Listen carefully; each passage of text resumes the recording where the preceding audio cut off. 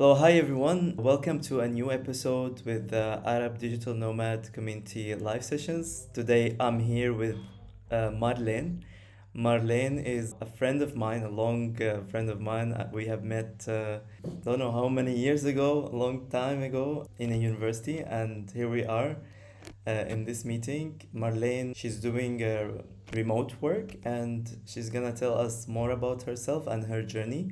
She's currently in Mexico. Thank you very much, Marlene, for accepting this call. I'm really excited. I'm looking forward to hear your story and share it with people. So please, I want to jump in and directly and ask you to tell us a bit about yourself. Who's Marlene and your journey? Go ahead.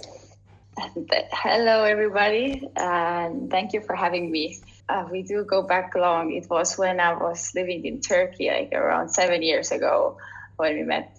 I'm born actually Sweden. I'm half Estonian, half Finnish. By culture, I'm mostly from Estonia. I lived there like 20 years. Then I decided to move abroad. So I've been last like almost 7 years living in different countries. So I started from Turkey with international exchange studies and volunteer work. And then I went to France to another exchange studies, masters and the volunteer work. So 2 years in France after half a year in Turkey. And then I did 3 years in Spain, learning Spanish by being an au pair, like a babysitter, an English teacher. 1 year in Spain. And then I was 2 years working already. First year was, actually I started my like working remotely, like meanwhile already. When I was doing the babysitting in Spain, I was working remotely 10 hours per week. I had little side projects that I found actually connections. I was working for an international youth project reporting online. And other project that was through Upwork website where you can find freelancers jobs.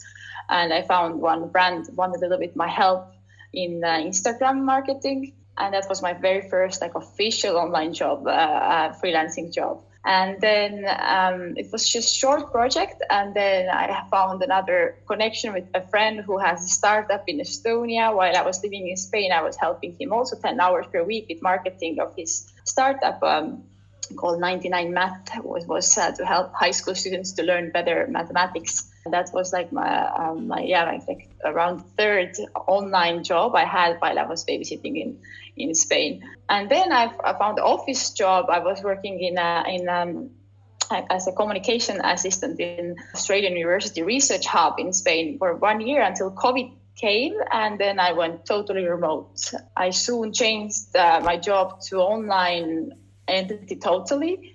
So that's where my most remote working story starts. I've studied actually political science with communications and marketing model. My culture is from Estonia. The very interesting journey you had. So you said your first remote job was through Upwork, correct? Exactly. Very interesting. So you did many things. You did volunteering. You were a student. You were babysitting. I think not many people do that. Do you think this have affected you in a way through your work or career? Yes, definitely. I think I started very consciously building my resume, like my experiences since I was 16.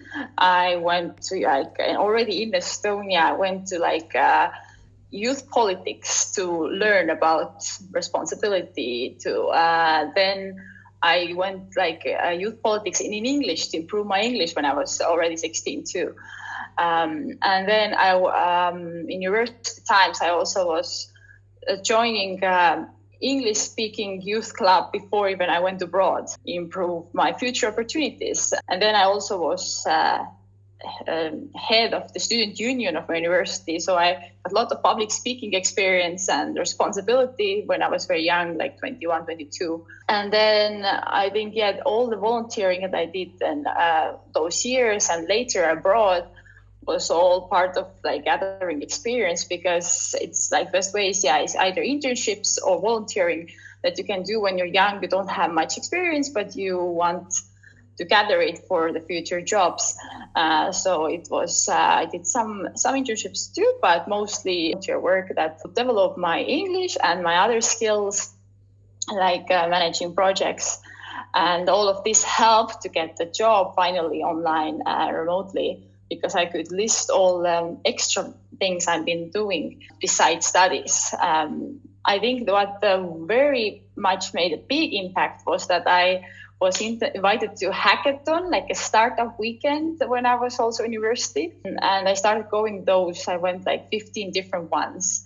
And I learned pretty much over Friday to Sunday what means business, what means marketing, what means IT, design. It was like best education, business education, I think, business and technology education compared to even like studies. I think going to those kind of events where one weekend you learn from zero how to do a business and you present it in the week and Sunday to judges what you have done with your team.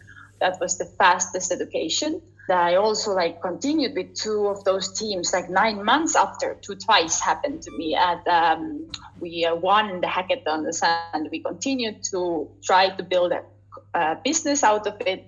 Once it happened to end up more NGO, so it's called Helpific, and they're helping disabled people through different initiatives. And I left the team, but I was there in the first 9 months of it. I learned so much about how to start a social business. And then the second one I had was in the music industry, and it was more business focused. And I also learned a lot about 9 months, how to talk to investors, how to do business and sales from zero. But then I had to leave the team because I found them paying a job. But I would say those were hackathons or startup weekends are best way to learn about business marketing, technology and design. Besides universities, I think it was teaching me more than I was learning in university about marketing. Very interesting experience, actually, to be part of that. I'm wondering regarding your experience with Upwork. You said it's your first online job. A lot of people struggle with getting this first remote work because most of them, they usually like join a corporate, go to an office, 9 to 5. Can you teach us like maybe like actionable tips that you took that land this first online work? So I think the best way is to have a example, a friend, a mentor, because that's how I did it. I had a friend who was already working online, already living the dream life I want to live. And she was telling me, make an Upwork profile. I'll help you with your first search. And actually what she did, because she was supporting me to get my first job, I think that's the best way to do it, because otherwise it's hard to do something that you've never done. You can read obviously lots of blogs about it from people you don't know, but try to contact one of them or find a friend who have done something that you want to achieve and ask exactly what steps you took and how can I do the same as you. And my friend helped me to get the first one. And then after that was easier because I had like one experience already written, feedback from one client. Oh, cool. So that was the first tip. Do you think now Upwork is still valid? Because I've noticed like now it's flooded with, there is opportunities, but it's flooded too with people who are seeking work. And is this something that's still valid for people to apply to? Yes, there are still opportunities, but the competition is higher, like you say. There are now more remote working websites. There are like 10 of them that I usually recommend my friends who are starting to look for remote work. And LinkedIn Jobs is very effective because I got one job from LinkedIn Jobs, and I also got just a job offer thanks to LinkedIn Connections twice in my life. I also like LinkedIn for remote job search. I think I could share the list of all 10 after as well. Sure, that sounds good. But there's like, so all of them have some like capability, like some of them have less offers, more seekers, some of them actually do have good offers, but it's important to try all of them because you never know which one you will land on somebody answering you. So yeah, I will happily share the list of all 10 later. But what I want to add, like one way, like for me was easier to start working online is that I also established my company online to do that. Because people who wanted to offer me a job was immediately asking, can you bill us, invoice us? And I didn't have a company at that moment. It was a very important step for me. So in 2020, I established my company via Estonia when I was living in Spain. And everybody can do it. Everybody in the world can do it through Estonia. We are the first country in the world to actually offer online e-residency that you can do to register your company online 100%. This is a program that gives you digital identity and access to governmental services in the European Union business environment. You can do an online business registered in European Union, but it can offer services worldwide, globally. The government issued digital identity, so you can just get access to our most digital country in the world to do everything you need, like start a company in 1-2 days, and then access banking and other payment solutions online, sign documents digitally, file reports online, and it's actually just like $120 for euros for everybody in the world to do it. Just have to find the Estonian embassy to get the physical card later and give fingerprints. But first you can apply online. And Estonian embassies are in many countries, lots of countries, but so it's not hard to find. I think that would facilitate the working online, to be able to give invoices online. And as everything is very digital for us, that's why many cases might be easier than your home country company setup. Because some countries have a lot of paperwork and a lot of taxes, and we have low tax rate and no papers, everything online. So you just need to go once in one office to get the card and buy a card reader. And if you have this digital identity card and card reader, you can do everything from your computer rest of your life. That was really big help for me, that I have this company registered in Estonia, and I can invoice any other company in the world thanks to this, and do everything online thanks to Estonian Like I don't need e-residency, I'm a citizen, so I have the same access, but thanks to citizenship to the online company. That's very cool, actually. Thank you for bringing this up. I have a couple of questions that regarding this specifically. Looked into these options to establish companies, and I saw the e-residency Estonian one, but I didn't really look to it. But there is option also to open like a company in Britain and US. So can you tell me about the e-residency for Estonia, like how it's applicable for you if you are working remotely regarding taxes? How like you said 120 euros to establish the company, right? Is it like an LLC, or does it have any taxation? How does it work?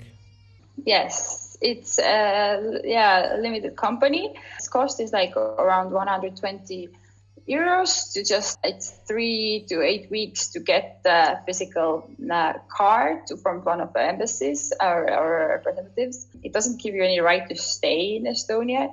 It just gives you right to have our digital access of our country's services. Opportunity to pay zero corporate tax until you go over one income or revenue limit. So there's, I think, 40,000 euros per year. If you don't go over it, I guess that it can change year to year. So you have to check the current numbers. But if you don't go over it, you pay zero corporate tax. But if you want to take money out from the company, obviously you have to do it it's either with all business costs or pay taxes for income tax, which is 20% still if you wanted to employee contract with you, or if you're doing just taking out like your shares revenue, then you still pay 20% tax. But if you do all business costs and you don't go over the limit, you pay zero taxes. better than most options. I think in Dubai they might offer the same, and in some Cayman Islands and some few places with the tax, it's usually New Zealand, I think, too. But most of the countries have at least 18 to 20 to 30% tax, with no way to not pay it, even if you have small income in your company. For Estonia, the tax comes when you have a bigger income. So that's why, and it's the first one in the world to offer it for all the people in the world as a e-residency. That's why we have a lot of experience. It's years that we're doing it, since 2014 actually. So that's why we have a huge community of e-residents also that can help answer all the questions, and we have like more 20,000 or more people doing it around the world. Yeah, very cool. It's a really interesting and exciting program, and I'm sure a lot of people out there can benefit from this. Yeah, and Estonia has been the leader for everything digital, basically. They are the ones that Skype was established there, and when I was in Estonia, I was like surprised with the e-signature that we really didn't use back then. But yeah, they have been always leaders on that, so this is exciting that they have this option too. So let's jump on to another question. I would like maybe for you to share about what are you doing right now? What's your current experience with remote work, and how is Mexico? Yes, I happily share that. So just like a little summary of how my journey continued when it was 2020 and I had my second fully remote job. It was 6 months working for Estonian online marketing sales company, doing online events and affiliate marketing. And I started learning there. I moved from communications to affiliate marketing and sales and marketing that moment. And then I changed to another Estonian friend's digital marketing agency for 2 years, all online. And we had global clients from US to Europe to everywhere. And it was focused on affiliate marketing, influencer marketing, referral programs and partnerships, and also public speaking opportunities for CEOs of the companies. And that I was doing last 2 years, then end of 2020 to 2022. And I learned so much about working remotely and marketing. And then I just changed end of around last 6 months ago now to a new company. It's called Writer Army, and we are a content firm, content marketing and copywriting services for other marketing agencies, SEO agencies, and businesses. We have clients in US and Canada because we have our writers in US and Canada. So that I've been doing the last 6 months, leading the team of partnerships and sales, and then really enjoying working remotely with a global team. So we have the CEO in US, we have the marketing manager in Colombia, and I'm in Mexico with some of other people are around here, and it's really enjoyable working online. Your second part of the question was was also Mexico. Why Mexico? Yeah, you've been traveling a while, right? You said you were in Spain and you came here in Turkey, and now you are in Mexico. So this is a big journey, yeah? How are you settling in there? So yeah, what I did was I came to visit one friend to Mexico as my first trip outside of Europe, because Turkey can still consider Europe, but just little parts of it is Asia. And I fell in love because of I came to Puerto Vallarta, which is a beach city town next to Pacific Ocean in Jalisco state. I was here 1 month in 21 year. I felt that I never been more free because we just had 2 years of pandemics in Europe. It's just perfect weather for me all around the year, which is very hot, and I like heat. It has mountains and sea, this city. So a lot of nature, beautiful views, Mexican culture, music of Mexico is so much more open and fun than Europe. I love Spanish language, so I felt very good here. I didn't feel like so far from home, even though it's like 10,000 kilometers from Estonia. Because I already learned Spanish in Spain, I didn't feel that I'm so far away. I felt so good here. And they speak good English here too. For digital nomads, it's very friendly. There's co-working spaces. There are loads of groups in WhatsApp and Facebook for English-speaking expats and nomads. And a lot of people come here to just work during the winter or a couple of months. And then I just came back here after 6 months more in Barcelona. I realized that I want to spend at least whole winter in Mexico. Came back for 6 months first. I thought I fell in love even more with Mexico at that time, a little bit traveling. I went to Playa del Carmen. It's another beautiful city for digital nomads. Just other side of Mexico, more European side of Mexico, but it doesn't have mountains, and that's why I prefer Puerto Vallarta. And then I went to Mexico City and some little small trips as well, and I fell in love so much. I was decided that if I can get a residency, I want to stay in Mexico most year long and just visit Europe in summer where I'm from, and do some trips during the year. Came back after a trip, but I also did have a dream and a plan that I want to go to South America. So I was 2 months in Colombia, also working remotely last year.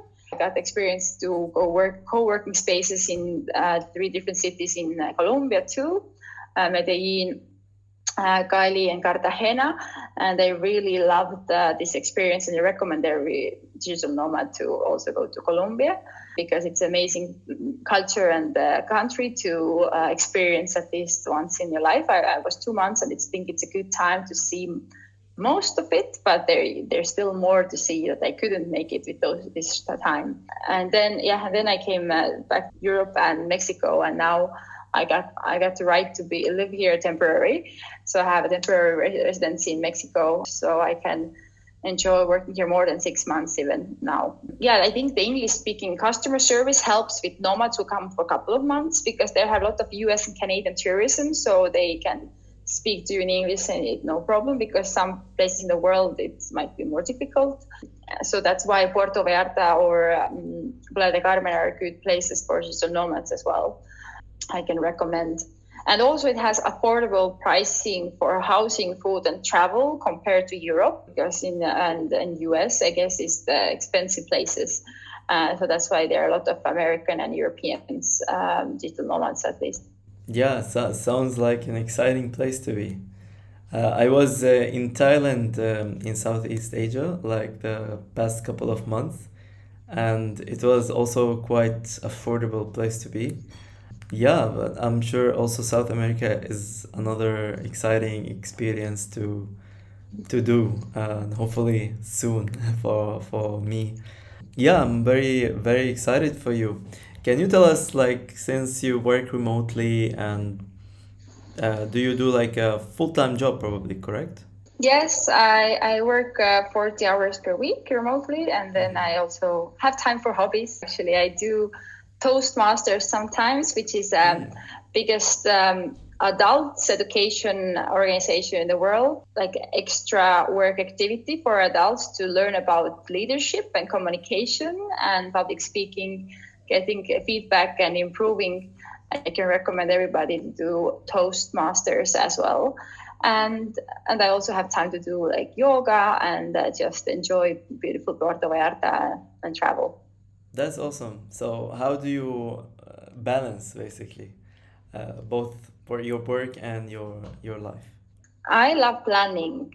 So what really helps me is putting everything what I do into Google Calendar, like all my days. I have tried other softwares like Trello, Asana, Microsoft Planner, Monday, ClickUp, many project managements or planning softwares for work, and for life.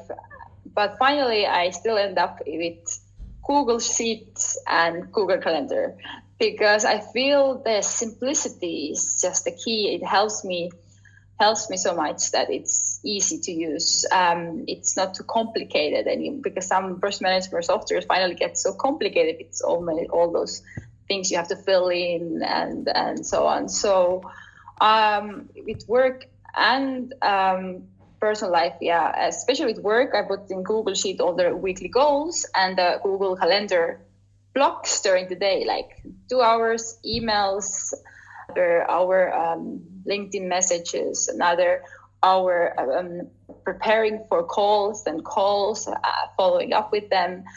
I prepare my week during like task blocks, and that helps me organize my week very well. And I top of everything, I don't lose any different task. And I also plan there into it my free time. So I do every day 1.5 hour lunch break usually, unless it's a busy day. And I even put what I do into my calendar, like take a dog out, eat, and rest.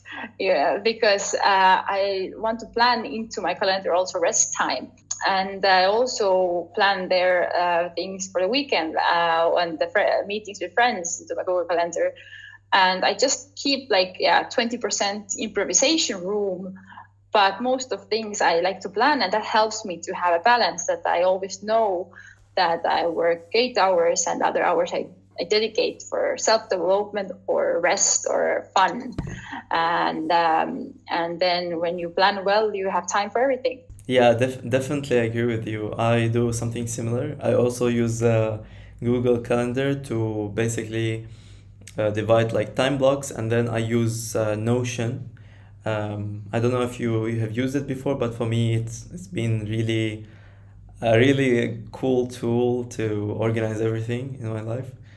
Yeah, so I combine both of these, and yeah, it's a really simplicity is key, as you said. So sticking up with those things that make it well to plan things and balance really helps. Awesome. Anything you would like to add before we end this session?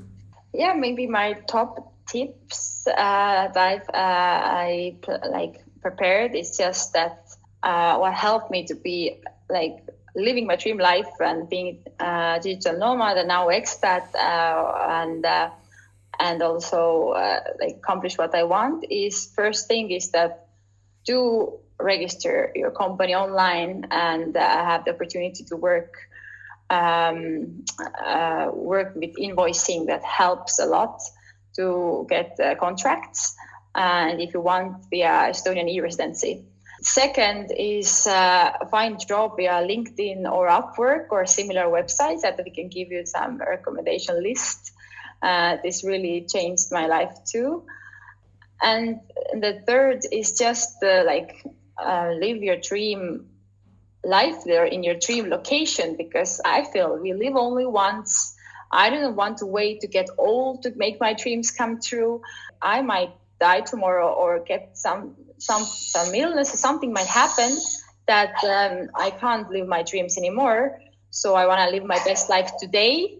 And difference between dreams and goals is that the goal is a dream with a date. So I just recommend to put SMART goals, detailed vision boards, what you want to achieve every year, and then make a plan and make a first step today, and then you can live your dream life in your dream location, and I think everything is possible. Perfect. That's awesome. Thank you very much for sharing these tips. I'm sure it's very unique and helpful for many people. And I would leave Marlene's contacts in the video down below. And thank you very much, Marlene, for joining in this session and sharing your Thank you journey for and having experience. me. Yeah, pleasure, my pleasure.